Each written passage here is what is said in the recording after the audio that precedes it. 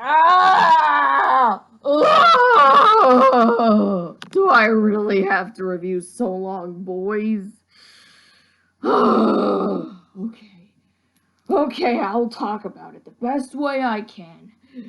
The episode starts off with Emily worrying that she might be pregnant. And, let's just say that there's animation footage from the Close Enough trailer. Yeah, you know that one scene for the trailer? The one where Josh and Emily are having sex in the car? Well, guess what? JJ decided to put that freaking scene in the episode as a callback because she thinks that this is the reason. Or probably. Why? Why? Out of all the frames of this animation that you could have picked from the trailer, you had to go with the one where Josh is saying, "We're just doing your taxes, sweetie." I know what you're doing, Josh. Whatever it is disgusting! Ah! Now that I got that out of the way, at least I can finally talk about it. I mean, I'm proud of you, man, but don't tell, show, do not tell, or whatever. What am I even talking about? Tell, don't show. Just say that that happened. But oh, big surprise. The test was, negative. Then again, Emily did say that, it would be cool if they could squeeze in another kid, or what if it might be triplets. At least the scene is a little bit hilarious. Then again, that's not really saying much. Oh, and not to mention that, she does tell Josh that they need to be super careful.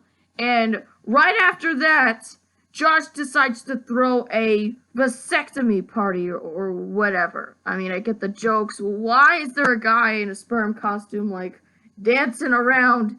Why? What is up with Josh? And Emily's like, "You're cut off from planning any more parties." Oh, Josh! What's wrong with you? Like, literally, Josh! What is wrong with you? Josh! Oh, God! Josh, I like you, man, but what the heck? Why would you... What exactly is a vasectomy? Is it like you get a part of an organ removed or something? A certain area? I mean, they do say in the episode that is what it was, but never in my entire life have I known what a vasectomy was. Because, you know, I'm all pure, clean, and innocent, and me being exposed to this stuff, and I don't know if I remember if I learned about this in health class in high school, but I did pass with flying colors with an A because I was freaked out by the stuff that they showed. Yeah, to think I was freaked out by that stuff, I would pass health class in high school. Man, those were the old days. I don't mean to be rude, but it's just... Well, Emily did say her best that Josh tries to be a responsible adult when in reality he's not. Like, what is he even doing? Is he, like, chugging beer in a funnel or something? Candace is upset because she can't go to a vasectomy party, and Pearl is saying, why would anybody have, like, a party like that? And she's like, what is wrong with people? Yeah, what is wrong with people? Like, why would they even consider that a thing? Then again, this is close enough, and they're tackling really, mature stuff. I mean, I think it is in reality, in real life, that people decide to, like, have a vasectomy to control the child population, just like how they have, I mean, they spay pets, they keep them neutered, help keep the pet population controlled or something. So I guess that's kind of like the same thing. Is vasectomy like neutering? the Dr. Ferguson does explain how the process works and uses a grape as a test subject. Stop putting inanimate objects in danger! First Josh and now a grape? What is wrong with people? Why would you do that to a poor innocent grape? It did nothing to you! Now, to be fair, I think that they use those as test subjects in actual places like that. So I guess I don't have to be too mad about this. Meanwhile, you got Emily kind of wondering if this was a bad decision. Maybe he shouldn't get a vasectomy. Maybe they should have another kid and all that stuff. Following Alex and Josh, because Alex tagged along for the ride, they go on this carnival ride, and it kind of shows the pros and cons of having a child. Like, say goodbye to your sleep, and you spend this much on diapers where you could have used it on like a car or something. I mean, at least I think they're trying to throw in like facts and stuff, so I'm kind of learning something. So but I don't know. It's just I forgot they got those animatronic lips in there. Knowing me that I like the "You Can Kiss the $10,000 Goodbye" in the Buzz drinking commercial, I'll let it pass with the lips. Not to mention I like the Rolling Stones, which is also lips. And Dairy Queen had the CGI lips. What is it with me and liking lips? And I can't believe I'm saying this, but that ride actually looks fun to be on. I mean, it may be short, but I mean, I wouldn't mind going in there. And they also talk about the teen years, about what happens. And I have to say, what Josh says here is actually relatable. He's like, all kids get sick. You just clean it up. No offense, dude, but you're more responsible than you look. You may be immature and childish and stuff, but at least he's still got a brain. At least he knows, what to do with kids. So he's not as responsible as I thought. He never was like that. And I want to quote, this thing in the episode, because he did say that having a brother and sister probably wouldn't be a bad thing when he's trying to call Emily. Yeah, seeing a brother and sister together made him think that they're rushing into the decision. And then those animatronics are actually real people that are under contract of Dr. Ferguson. And then Josh is having second thoughts because he's saying that why do I get a feeling that I shouldn't get a vasectomy? Because you shouldn't! I mean, I may have said before that baby in I think the sneak peek was a boy. Maybe, just maybe they're hinting something in the future. Maybe they're gonna have another kid. I think so. I mean, Alex thinks that those two kids under contract are his children because they act like him, they look like him, and they're like talking about this whole conspiracy thing. And then those vasectomy robots are like chasing after them and stuff. Alex finds out that those kids are not his. The robots get destroyed. Josh rips up the contracts so the teenagers are free. And then the episode ends with Josh, Emily, and the rest skating, I guess. And I think they're hinting that that Josh and Emily might have another kid in the future. They've been talking about it. And judging that there's going to be an episode later on, first date, the theory might come true, and Candace is probably going to have a little brother. They may not have shown it in season 1, but I guarantee you that there's probably going to be a little brother running around, and Candace is going to have somebody. Also, Alex decided to reverse his vasectomy, and he's saying that maybe there might be Alex Storpenbergers in the future, and 2,000 years later, they're overrun. There's like a whole lot of Alexes, and they're overrun by like robot. What? That's the future? Okay, that just got weird. Oh, what can I say about So Long Boys? Well, I mean, did you literally hear everything I said? Minus the fact that Bridget was being racist and Pearl pretended that she was under arrest even though she put handcuffs on her and she was so drunk she couldn't get the thing out. She's got the chain still on her, so on her arm, even when she's roller skating. That's pretty hilarious. But I do like that they're tackling these subjects.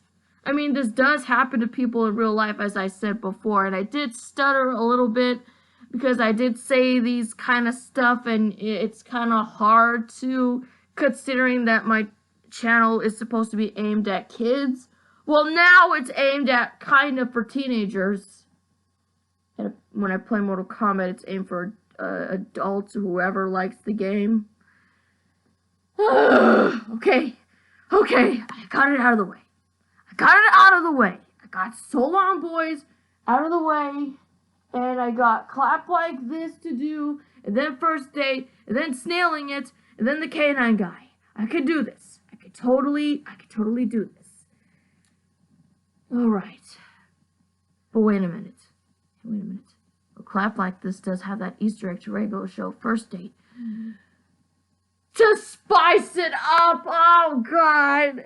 Another one already?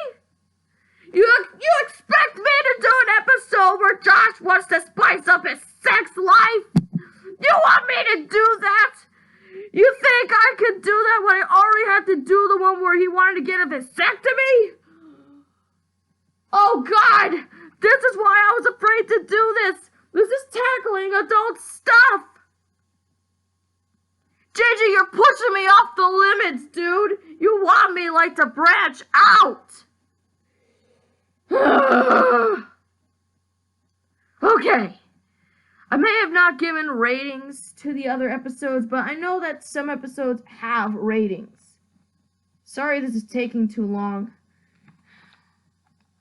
I don't like this. This is taking forever.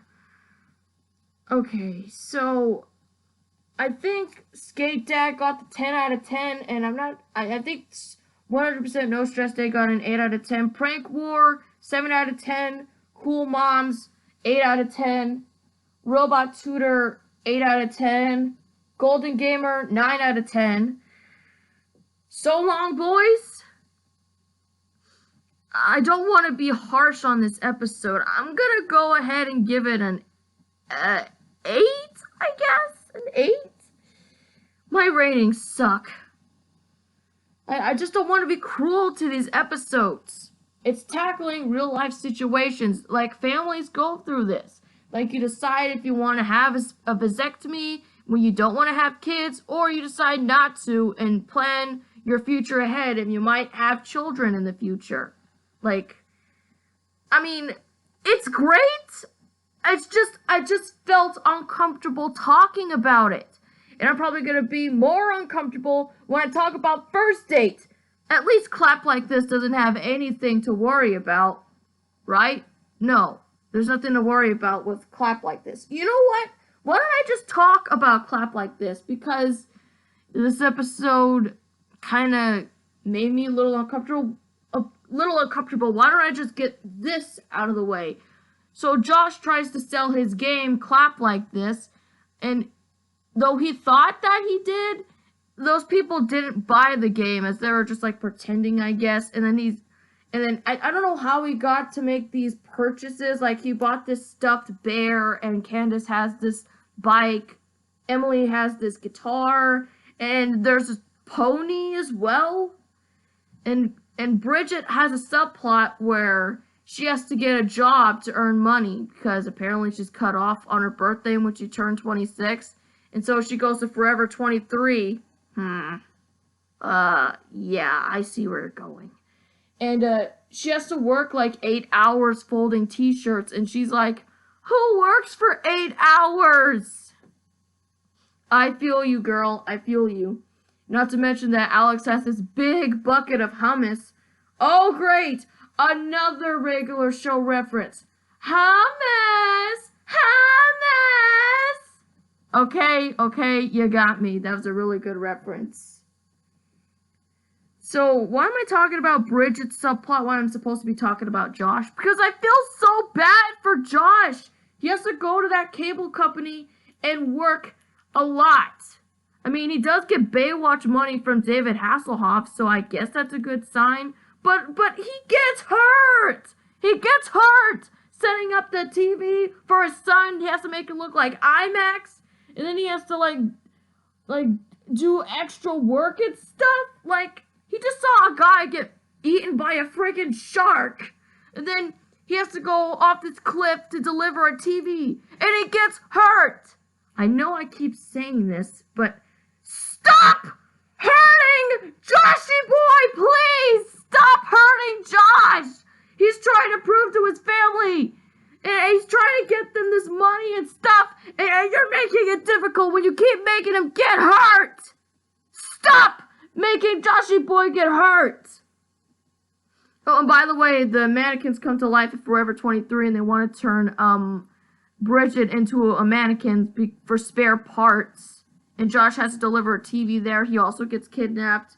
Emily wonders what's going on, and then Josh tells her that he didn't sell the game, and he got extra jobs at his TV company to earn extra money and stuff.